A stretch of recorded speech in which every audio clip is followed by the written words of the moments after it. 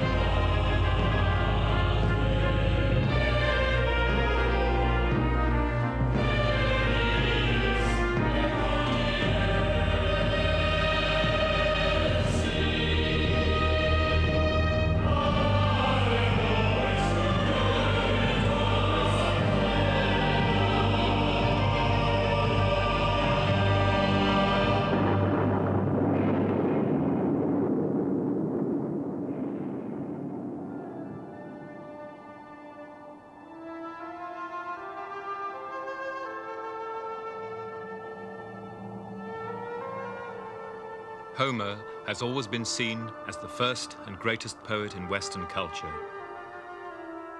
But what connection, if any, is there between the Greek Homer, who may have composed in the 8th century BC, and the Mycenaean bards of the 13th century BC, when the war is supposed to have taken place?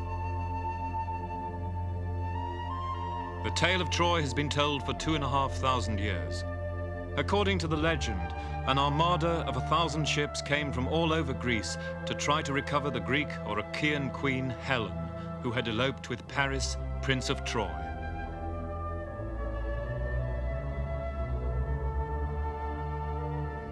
The contingents gathered at Aulis in central Greece. There, their leader Agamemnon sacrificed his daughter Iphigenia to gain the gods' approval for the war. After 10 years of siege, the city was destroyed. Succeeding generations have seen the tale as an archetypal image of the tragedy of war.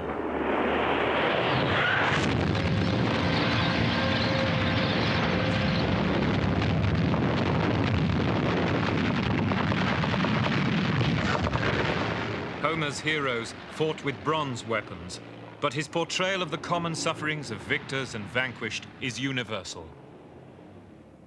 It came to mind to one man even in the Western desert, General Sir John Hackett. It's a story about the sort of people I know. Doesn't matter where they are, what their nationality is, what environment.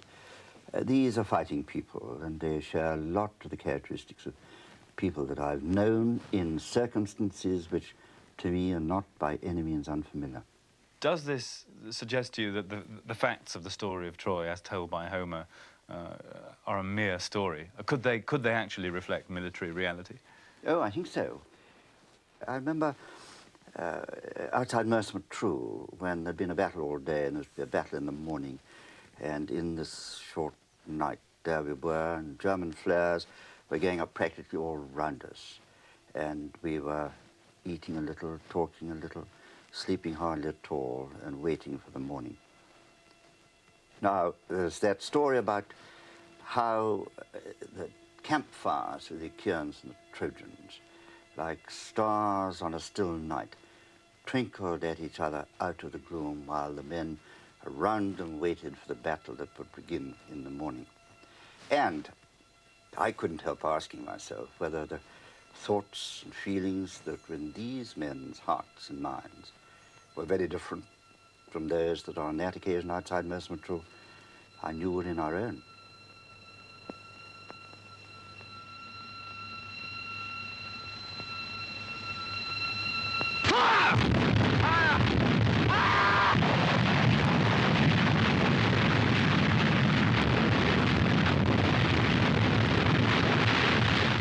A thousand fires burned in the plain, and beside each one were 50 men in the glare of the flames. So the Trojans stood to arms all night. Meanwhile, immortal panic, companion of cold fear, gripped the Greeks, as even their best men were stricken with stark terror.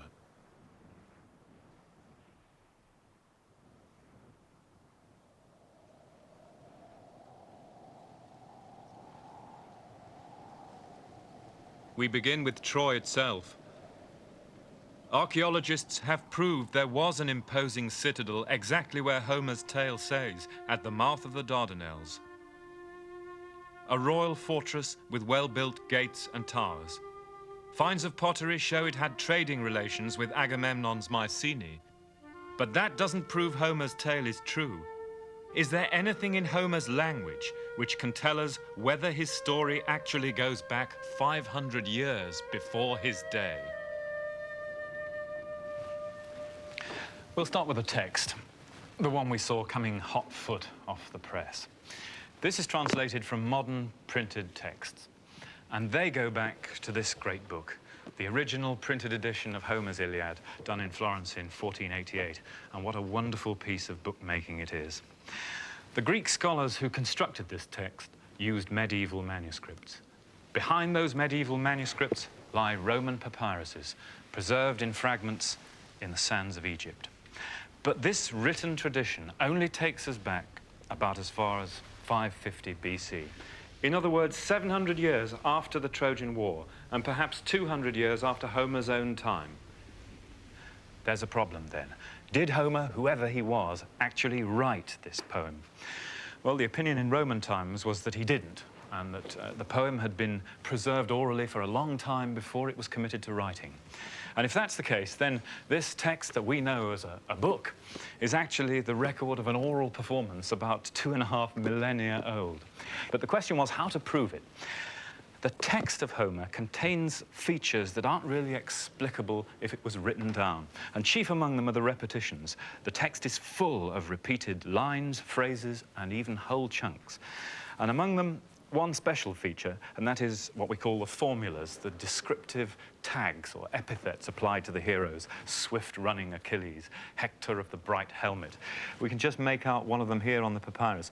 Dios Odysseus, brilliant Odysseus, and just higher up here, great-hearted Odysseus. An even more interesting group of epithets is applied by Homer to Troy itself, which he calls well-built, finely towered, beetling, windy, and bearing many horses. Now, has Homer made up those descriptions, or do they go back long before his time, perhaps even to before the end of the Bronze Age? To answer that, we need to know more about Homer himself.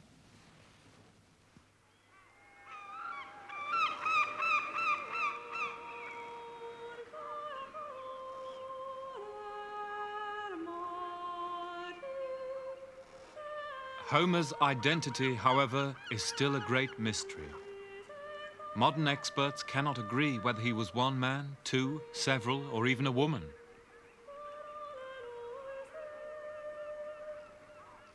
The ancients believed that he was one man, whose name mysteriously means the hostage.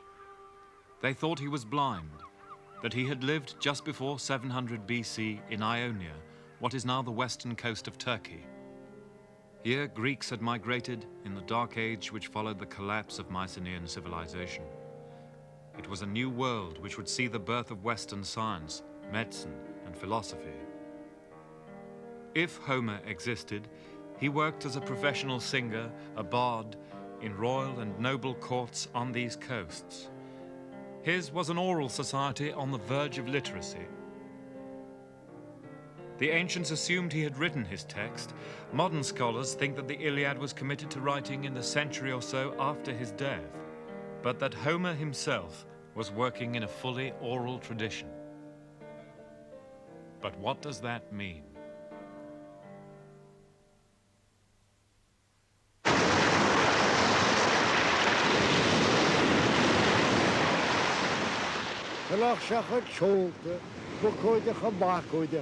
Snáiche fádig a barna gram. Níorach sé cé tíide go tarint, má de rámú go rógarisú. Bhí marú á chéadlas, stúrú á réglas, ganú go le nuachta, cúri go le níochta, lopadán agus lápadán, míalta mór agus chónta, is lopadán le níorni.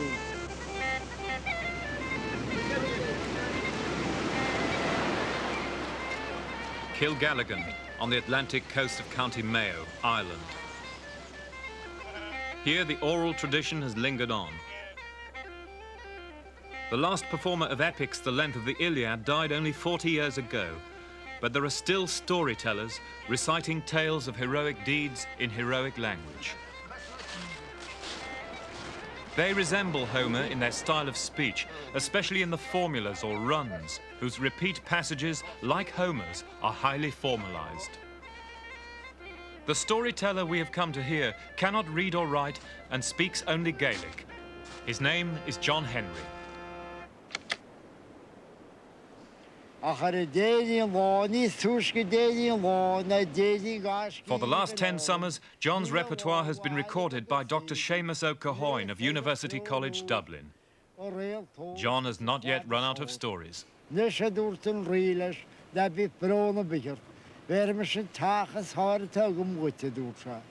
the vast sheets in the stable, Martin was a taj.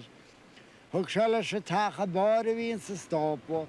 The scarces was a maskiftery. Wool shambo her board. This in shul we shayimu. We shut yet to us a shagrivi rudder. With a rivini near shit yet to us. Yagra Junagus Janual late. Wool Martin of him la cram. With such a cultivated a mihoso. Ach, we found a community beige. We had a hennigus screw yardic sage of Hadoon. August. Love the pony, Charta 2 years door to pony. Tama Gary bought on long joy into Martin, who's good into long home. Near on Foculus avail, where we bought his gave. Stepal Martin or Stachary. You couldn't just break it down for me in translation, could you, line by line? Is that a difficult thing for a storyteller to do? It's very hard to do it, but and it's very hard to translate because there's a lot of the words don't mean anything in particular. It's alliterative. It's fully within the ancient tradition of runs. But just to catch the flavour of it. Well, Hoig said they got sholta bako jaha. They raised their sails. Bako jaha, perhaps billowing or bellying sails or something like that.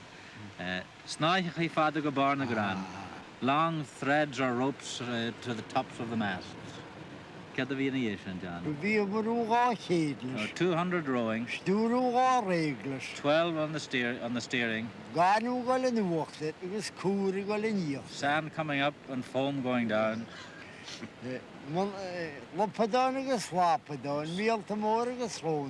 Splish, splash, Loppadanagus, Lappadan. Whales and seals swimming along behind. Men nog geen begin of harige weer, golinier, with a lawyer hush, with a wash wide robe. In English, you might say the end result is that they set sail and they got there. But of course, it's much more complicated than that.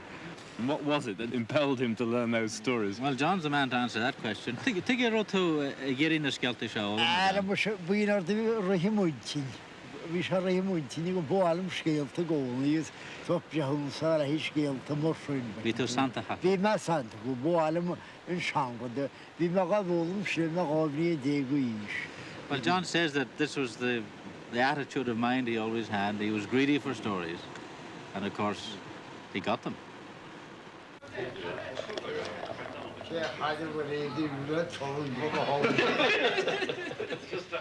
Now, no one in Kilgalligan is learning the tales from John.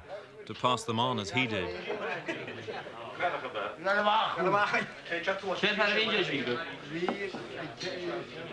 His only audience is the tape recorder, a sure sign that the tradition is nearing its end. Now we have no need of such guardians of the tradition. Today we recall our lists from a computer terminal, not from the memory of a bard. The idea of memorizing 200 names on an international flight would seem absurd to us. To deliver a poem the length of the Iliad is simply inconceivable. But it is still possible to see such a performance. To find it, we must travel far afield.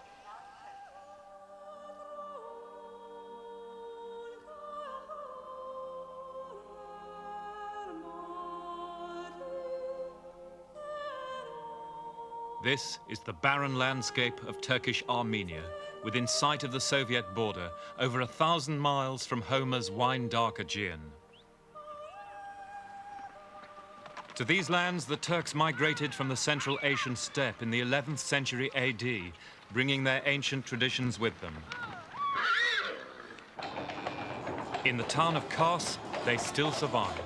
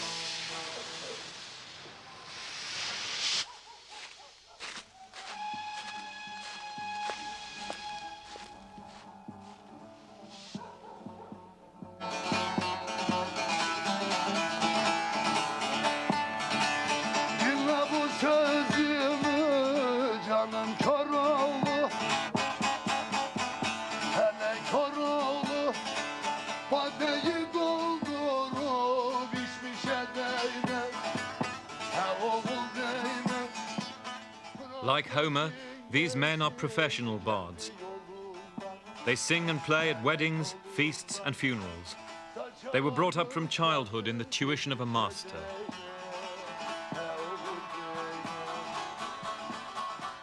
This man, Sheriff Tashliova, was given away at 7 years because even then it was seen he had the bardic gift.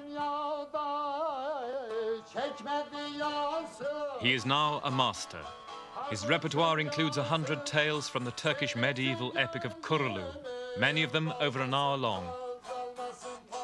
He's singing from Kurulu now.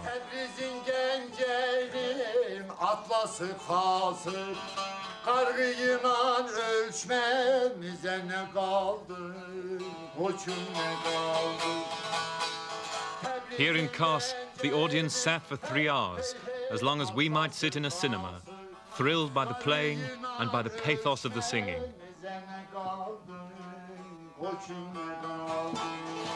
Here it is still possible to feel the spell worked by a bard when he has an audience who believe in his magic.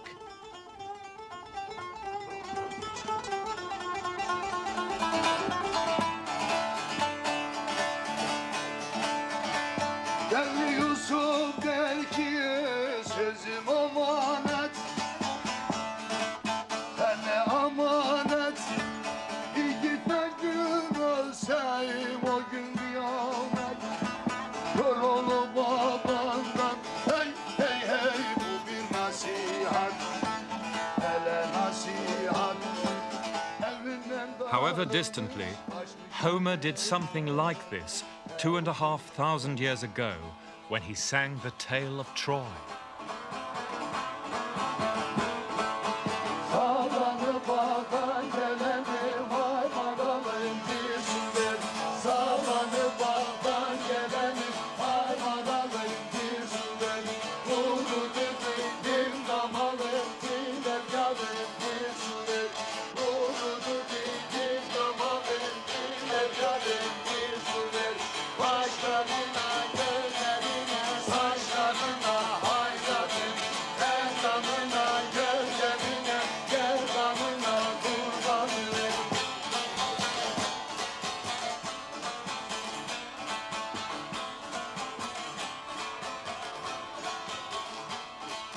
But what does such a performance tell us about the way Homer's text has come down to us?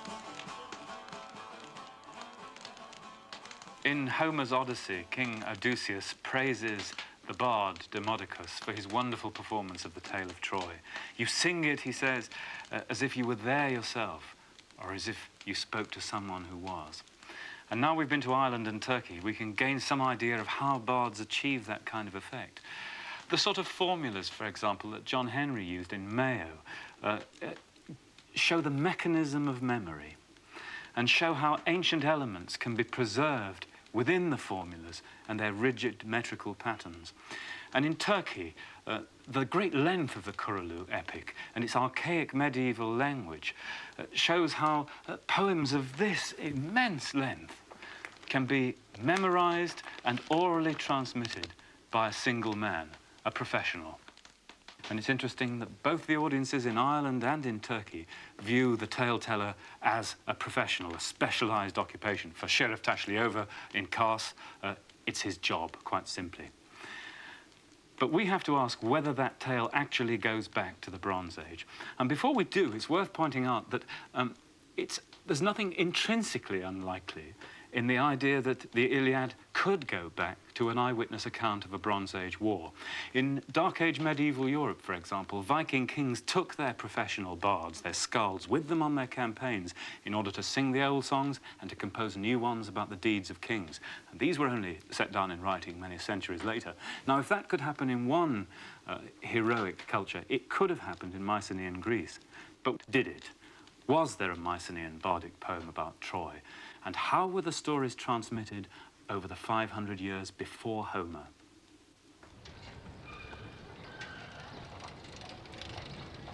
Such questions are now at the center of the academic industry spawned by Homer.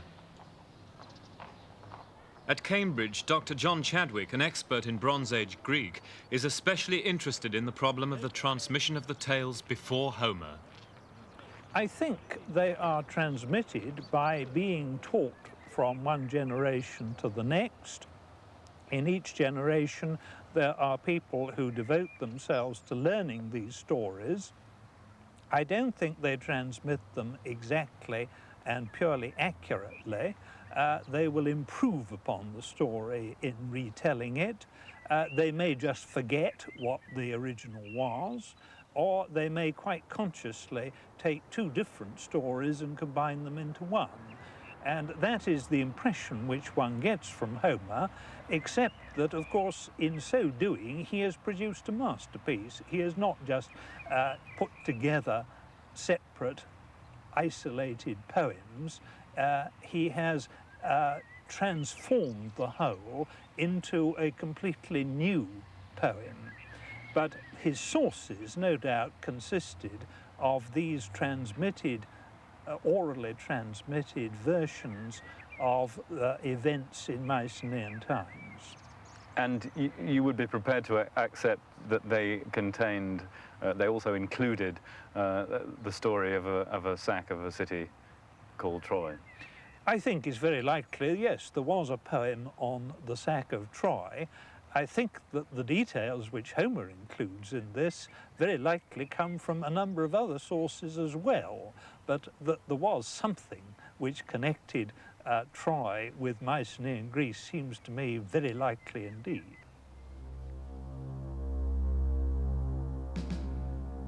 But what was that connection?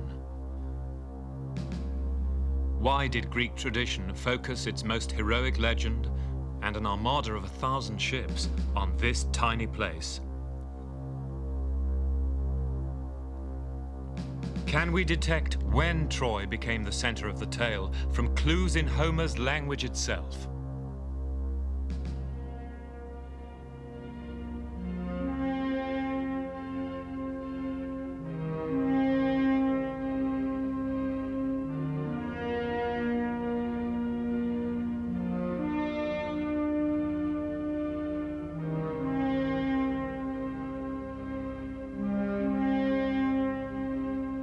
The description of Troy in the Iliad certainly suggests that bards of Homer's day knew what the site of the city looked like.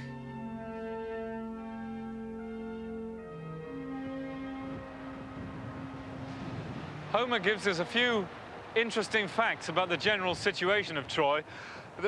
The first one is that it's windy, very windy. And I don't think that's just a stock phrase by a poet, because anybody who's been here knows that the wind blows down from the north 12 months a year. And in the days before moisturizers, what that must have done for Helen of Troy's complexion, your guess is as good as mine. The windiness has added point because the site was an exposed high one. Homer tells us that it was beetling, towering, and that may seem to be an exaggeration, but you've got to remember that the hill was much higher than it is today. The level of the royal palace would have been well above my head. Its classical builders have cut the top away, Schliemann's excavations have pushed the side out, and you've got to imagine the hill being much more compact and steep. So this was a tall headland exposed to the blasts of wind from the north. But that doubtless was true in Homer's own day too. Does Homer know what Troy looked like in the Bronze Age? Here, there has been a dramatic new discovery. Soil cores taken in the plain show that at the time of the Trojan War, the city stood above a great bay, which silted up during classical times. This could be reflected in Homer's description of sailing from the Dardanelles inside Ilios, and when he tells of the wide bay of the sea in front of Troy. But that was still true in Homer's time. Is there anything in his picture of the city itself which could go back to the time of the Trojan War? 3 of his phrases suggest the handing down of a genuine bardic memory of a late Bronze Age Troy. First, Homer tells of the great or sacred tower of Holy Ilios by the main gate of the city. Here, Hector's wife Andromache ran like a mad woman because she had heard the Trojans were losing. Now, at the main gate of the city, there was a tower enclosing an altar and fronted by pedestals for the idols of the Trojan gods. Is Homer's great tower of Holy Ilios a genuine memory of the gate tower of Bronze Age Troy?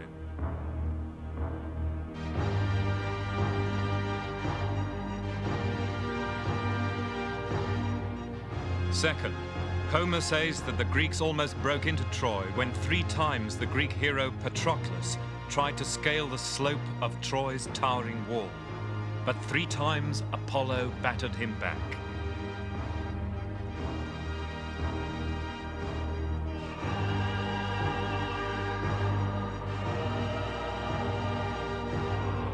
The walls of the historical Troy do have a distinctive angle, but in Homer's own time, they were buried in debris.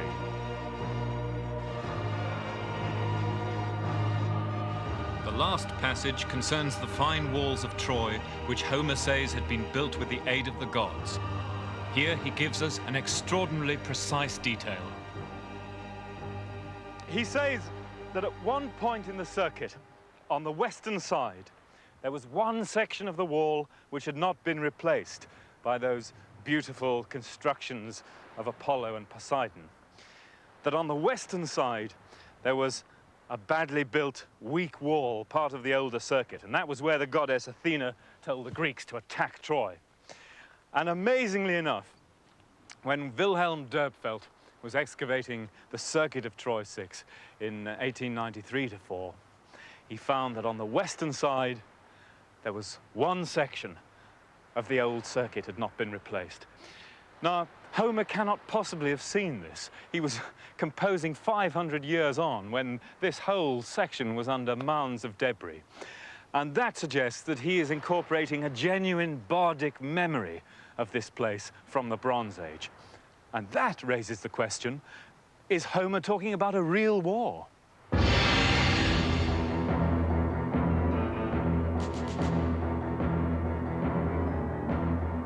Finds made by archaeologists show that the bards had handed down to Homer some genuine memories of Mycenaean warfare. Homer accurately describes what is clearly a Mycenaean helmet sewn with rows of boar's tusks.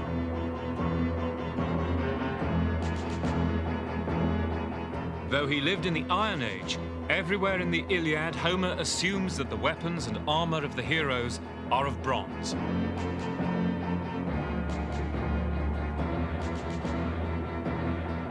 In describing their swords, Homer sometimes uses the phrase silver-studded. The memory and even the expression could be Mycenaean.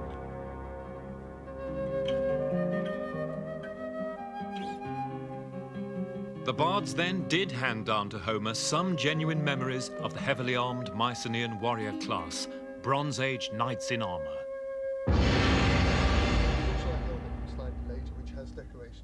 Historical artist Peter Connolly, an expert in ancient weaponry, has recreated the heroes of Troy with the Mycenaean war gear which might lie behind Homer's descriptions.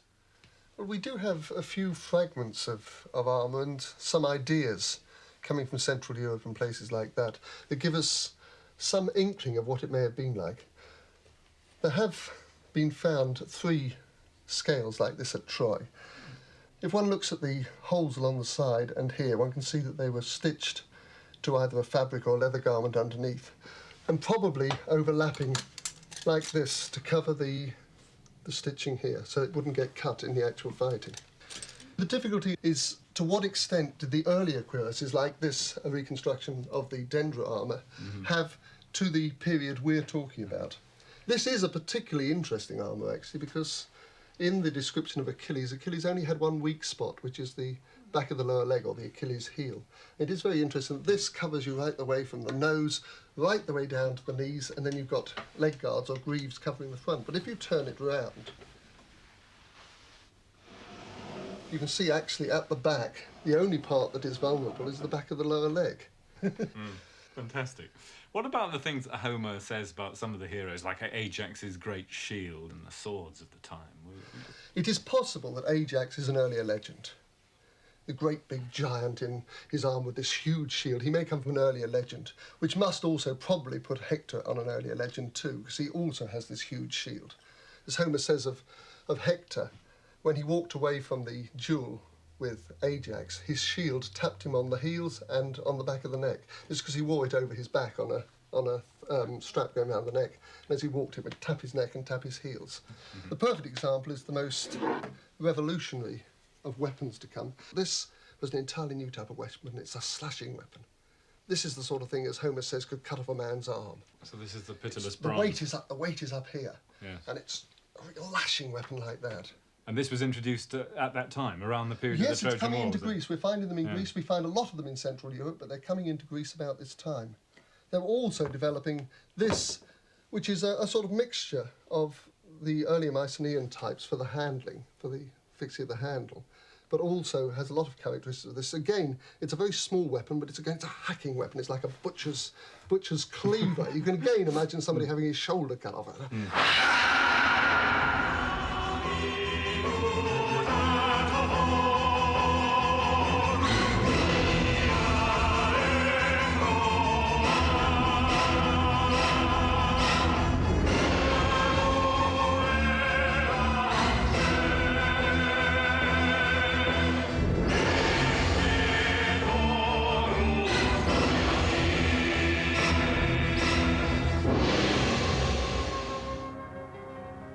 The Iliad then has many layers, some even older than the Trojan War, but some tiny trace elements seem to go back to a Mycenaean war poem. So is it possible to say whether that poem was about a specific war? That is, a war fought by Greeks in the plain of Troy. At the Dardanelles, wars have been fought from prehistory to our own times.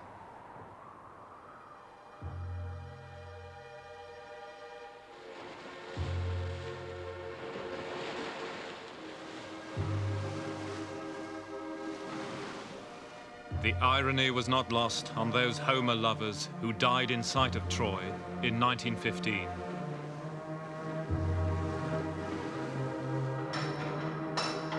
They say Achilles in the darkness stirred, and Priam and his 50 sons wake all amazed, and hear the guns and shake for Troy again.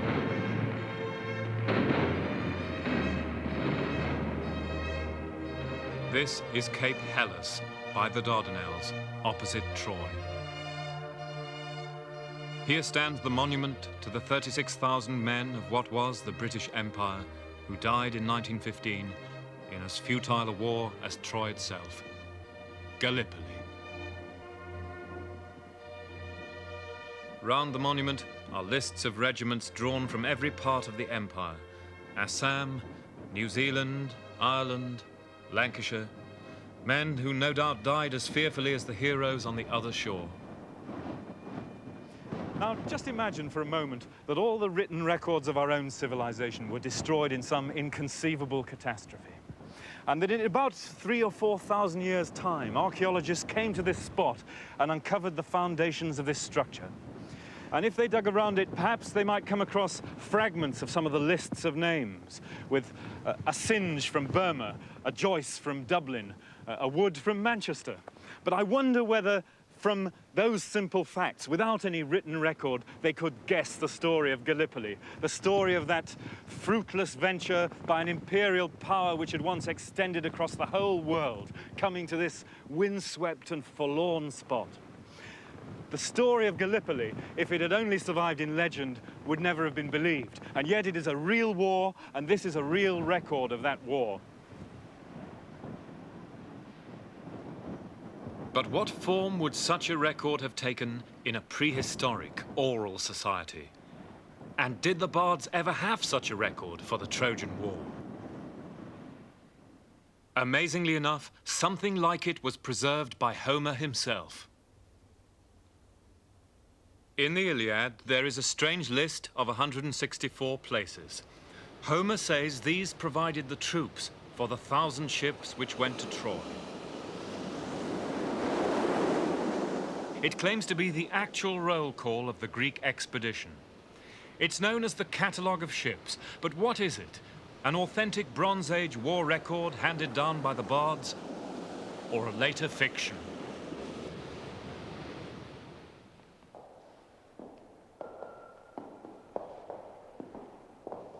Geoffrey Kirk, formerly Regius Professor of Greek at Cambridge.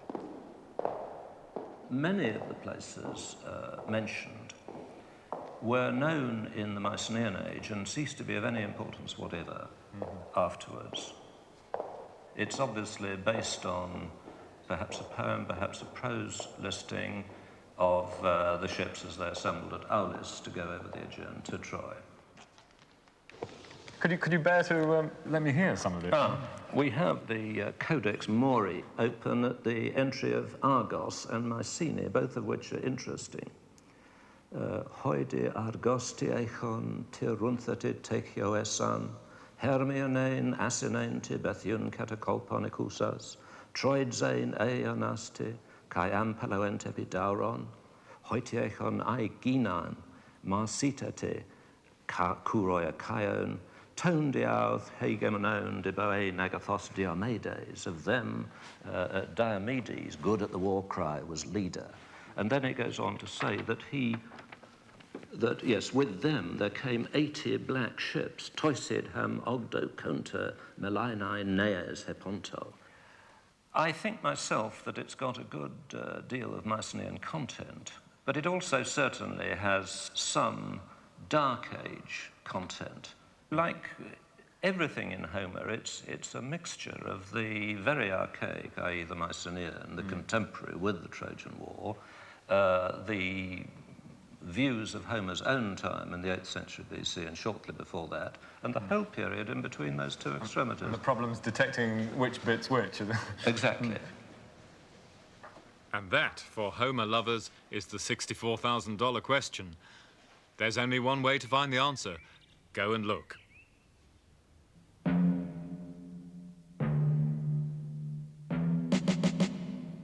Agamemnon's capital, Golden Mycenae.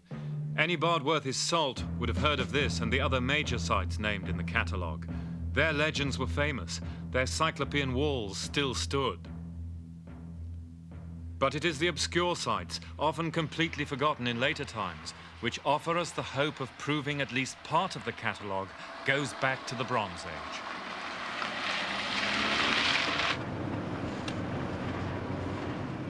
The search takes you far off the beaten track. Take the delightfully named Thisbe of the Many Pigeons, which Homer says was one of 60 places in central Greece which sent their men to Troy in 50 black ships.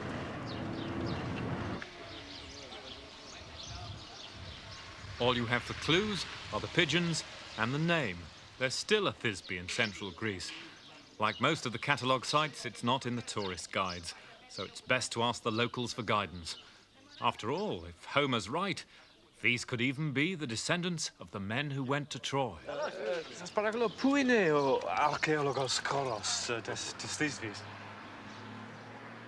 The trouble is, there's so much history to choose from that the Bronze Age is not what immediately springs to mind. Βλέπεις εδώ. Αυτό? Αυτό εκεί πέρα ήταν παλαιά, να πούμε, χτισμένο με πέτρες, μεγάλες πέτρες. Ναι. Αυτό είναι κλασικό? Ναι, είναι πιο πέρα το πύργος, είναι πιο πέρα. That regular squared masonry is the classical city. What we want is 1,000 years earlier. Μα πού είναι ο χώρος Μικηναϊκός? Παλαιοκάστρο. Λάθος. Αυτό? There it is. There had even been a Mycenaean tomb treasure plundered here long ago. It's now part of local folklore.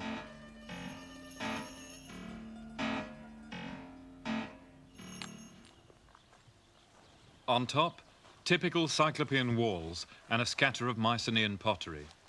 Thisbe of the Many Pigeons was real enough. One up to Homer. Pity about the pigeons.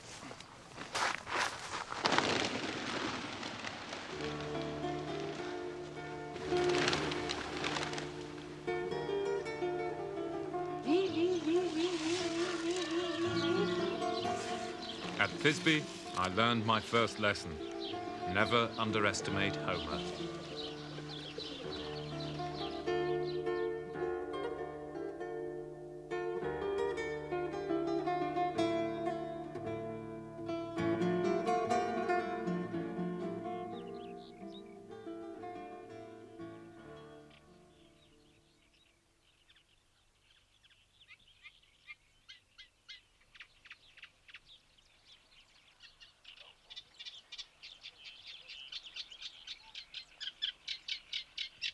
Dawn in the Euphrates estuary on the south coast of Menelaus' kingdom of Sparta.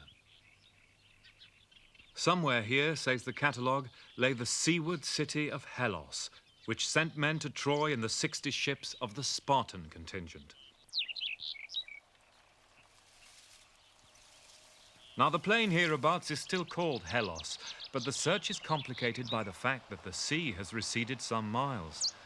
After the pigeons of Thisbe, however, the past, even the Bronze Age past, had started to come alive.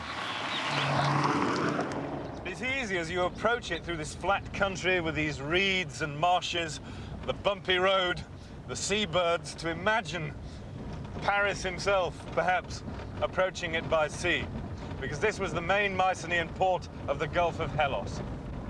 As you approach it, you can see this little limestone cliff rising above the plain about 70 or 80 feet. What was, in fact, a low promontory in Mycenaean times. It's called Agios Stephanos.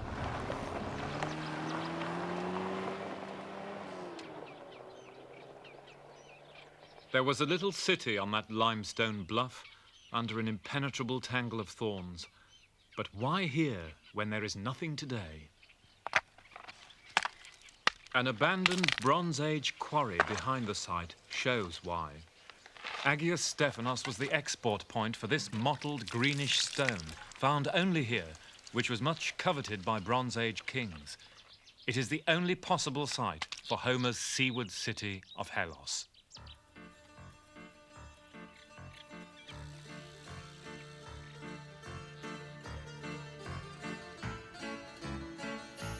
Homer's catalogue of ships says that Agamemnon took troops to Troy not only from mainland Greece, but from many islands, including Crete.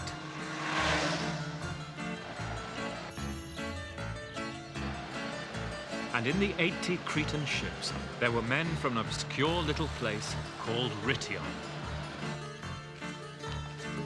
Here we have no clues, only the name, perhaps partly preserved in today's village name, Rotasi.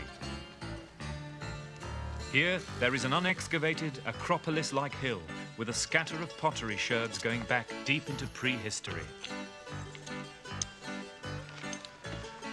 The locals must think I'm crazy. Kirete. I hope he doesn't ask me where I'm going. He won't believe a town in Homer. Opolis Omeru.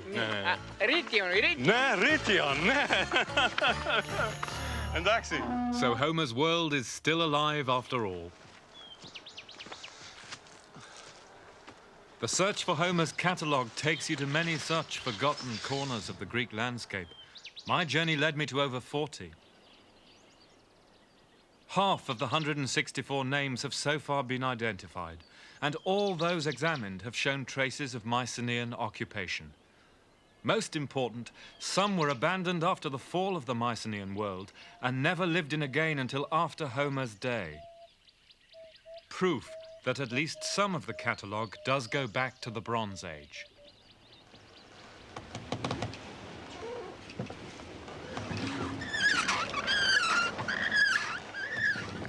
Exactly why the catalogue was compiled, we may never know for sure, but it remains possible that it is connected with a real event.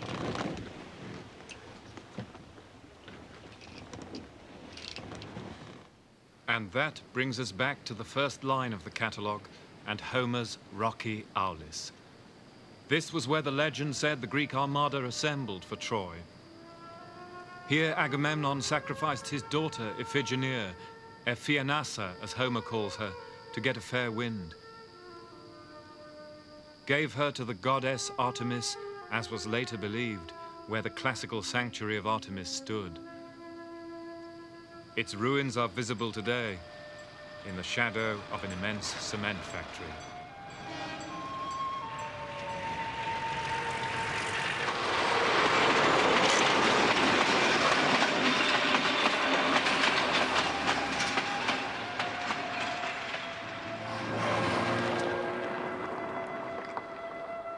Over the railway, you enter a strange deserted valley, barren and sinister. Almost a taboo place.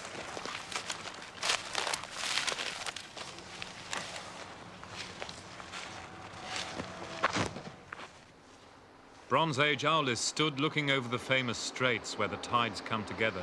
Here, it was said, the Greek fleet had anchored.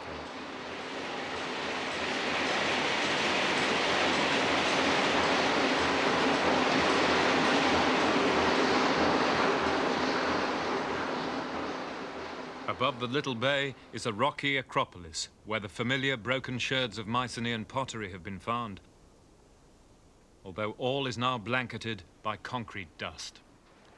Chamber tombs of the Mycenaean period were found down there when the concrete works was being built, and there's also traces of Mycenaean settlement in the low ground around the sanctuary. So this part of the catalogue and the story does fit with archaeology.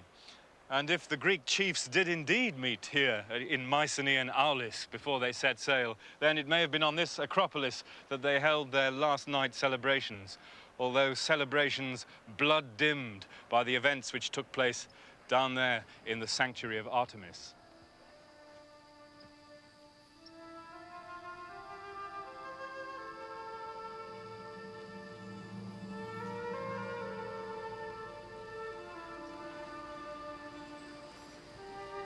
On the sacrifice of Iphigenia, Homer is silent. Later Greek tradition gives us the detail.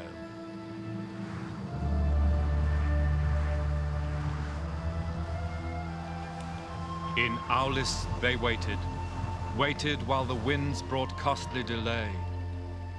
Hulls and cables rotting, wasting away the flower of the Greeks. Then the army prophet came up with the solution. The winds could be changed by an offering to the gods, the blood of a girl. Her prayers, her cries of father, and her virgin youth counted for nothing with the generals. Her father prayed and told them to hold her like a young goat above the altar, to bind her mouth to gag the sound which might be a curse upon her royal house.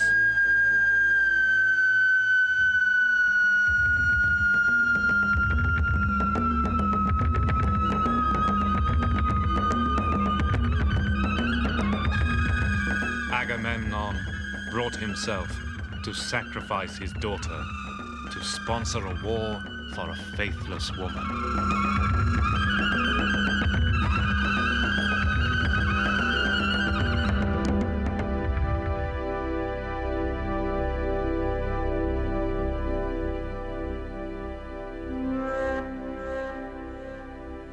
Did it really happen? The sacrifice sounds like a fairy tale. When we know more about the Bronze Age, we may be able to say whether, like so much of Homer's story, it has a darker truth.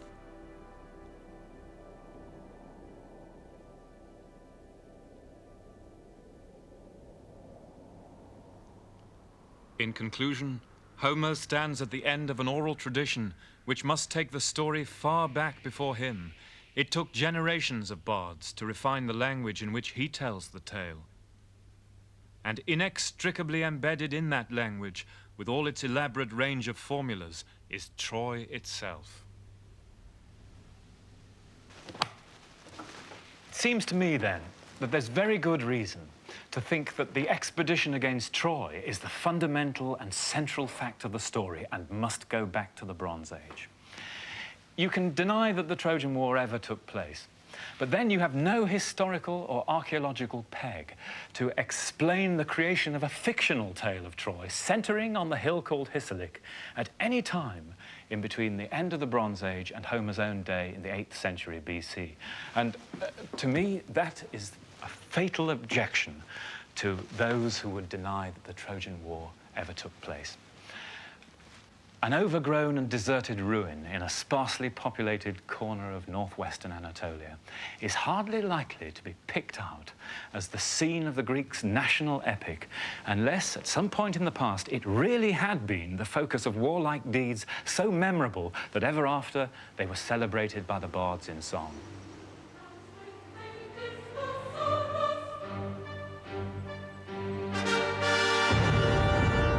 Was it so hard, Achilles, so very hard to die? Thou knowest, and I know not, so much the happier I.